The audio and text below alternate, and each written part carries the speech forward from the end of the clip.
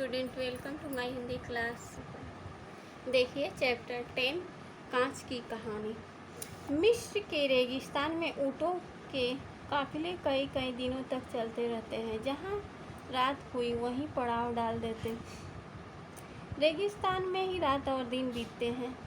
एक बार 40-50 लोगों का एक काफिला रात होने पर पड़ाव डालकर रुक गया। दूर दूर तक केवल रेत, पानी का कहीं कोई नामो निशान नहीं। सबने मिलकर एक बड़ा सा चूल्हा बनाया और खाना पकाया। आधी रात तक खाना पीना चलता रहा। सवेरे चूल्हा बुझकर ठंडा हो गया। लोग आगे की तैयारी करने लगे। छोटे बच्चे वहीं खेलने कूदने लगे। बच्चे शैतान थे। चूल्हे को तहस नहस कर बुझी राख पर आड़ी तिरछी लकीरें खींचने लगे। अचानक एक बच्चे के हाथ में एक सख्त चीज चुभी। हाथ में उठाने पर देखा कि उससे आर पार साफ दिखाई दे रहा है। बड़े लोगों ने भी उस पर अद्भुत चीज को देखा और हैरान रह गए। अगली रात फिर चूल्हा बनाया गया। खाना बना, सभी ने खाया। देर रात तक लोग इस चमत्कार की बातें करते रहे। चूल्हे के ठंडे होने और सुबह होने का इंतजार करते रहे। सुबह सभी उत्सुकता से देखने लगे। देखा रेत पिघल गई थी। आज फिर उन्हें टेढ़े मेढ़े आकार की चीजें मिली जिसके आर पार देख सकते थे। बस उसी दिन से लोग रेत के कांच बनाने लगे। यह खोज एक शैतान बच्चे के कारण हुई। यदि खेल खेल में वह चूल्हे की राख न हटाता तो भला कांच के बारे में कैसे पता चलता।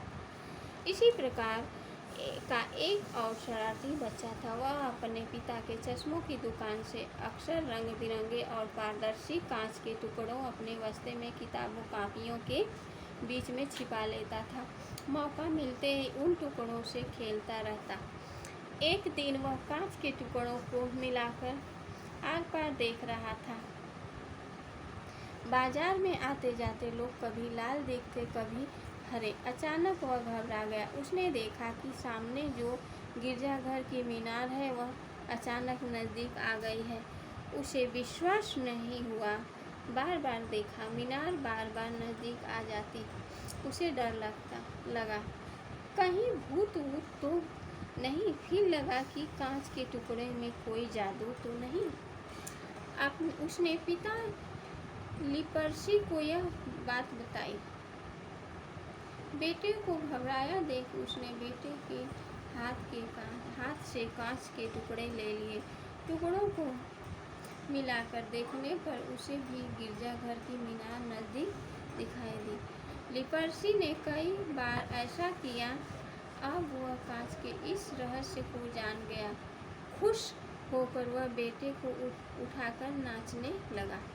बेटे, तूने एक महान आविष्कार कर दिया है। बाद में लिपर्सी ने कांच से एक दूरबीन बनाई जो संसार की पहली दूरबीन थी। लिपर्सी और उसके बेटे का खूब नाम हुआ। गैलीलियो ने दूरबीन के इसी विज्ञान पर आगे चलकर बड़ी दूरबीन बनाई थी। यही है एक नन्हे शरारती हाथों की महान खोज। देखिए इस चैप्टर के बारे में।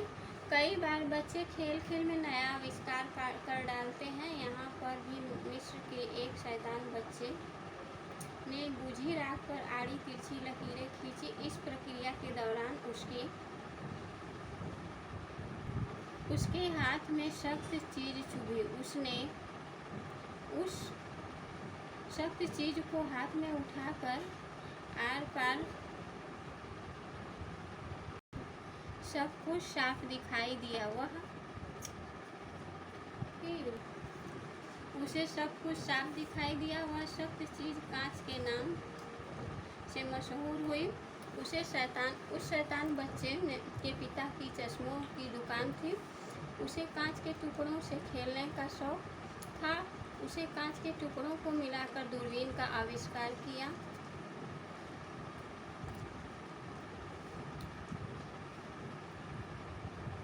यह दूरबीन संसार की पहली दूरबीन थी। लिपर्सी अपने पुत्र की नई खोज से बेहद खुश हुए और वह नाचने लगे। थैंक यू बच्चों।